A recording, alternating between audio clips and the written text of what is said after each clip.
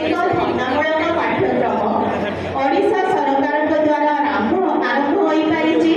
आखपाखर पिलामाने Dalmia group रे technical एवं banking finance एवं इंश्योरेंस रिलेटेड धन्दामूलक शिक्षार सुविधा और सुजोग नै अर्जनक्षम हो पारिछन्ति।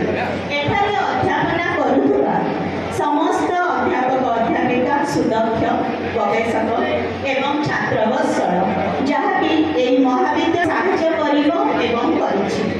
एठिकार समस्त कर्मचारी मनोयोग सहकारे तांकर कर्तव्य संपादन करि आछन्ति एवं आगକୁ करिबे ମଧ୍ୟ। विद्या एठिकार छात्र छात्री अत्यंत सुधार एवं विद्या प्रति आसक्त प्राय 6000 ऊर्ध्व 100 ऊर्ध्व अध्यापक अध्यापिका एवं 100 ऊर्ध्व कर्मचारी सहयोग ए अनुष्ठान जीवंत एवं मुखर पाखापाखि वर्षे एबे आसीबी टिके अलगा आड़े जाउछि।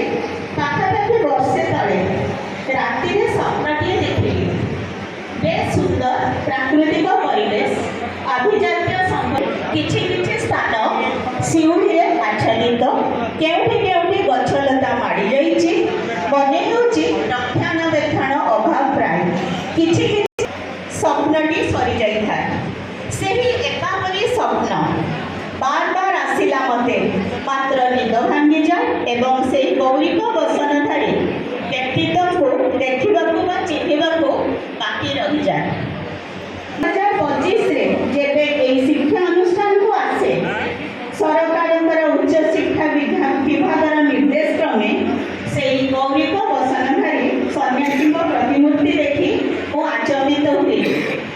मने पड़े स्वप्नर से व्यक्तित्व जहाँ पाई नथिली ताकर भाव गंभीर मुखमंडल को चाहिए मोर मने हैला से एमिति नीरवरे निस्तब्धरे कहउछन्ति आगको माड़ी चल एक सुंदर पृथ्वी तैयारीर स्वप्न देख समाज सामूहिक विकास स्वप्न झड़झंझा आसिले आसो दृढ़ मानसिकतार परिचय दे अज्ञान रूपक अंधकार को दूरीभूत करिबारे ब्रती हुआ मने हुए नीरव रे विभृतरे एठाकार परिवेश रे शब्दटीए सदा सर्वदा गुंजरित हुए चैरेवती आसंतु आमे समस्ते थकी न पड़ी चलिबा आगकू पथभ्रष्ट न होई ज्ञान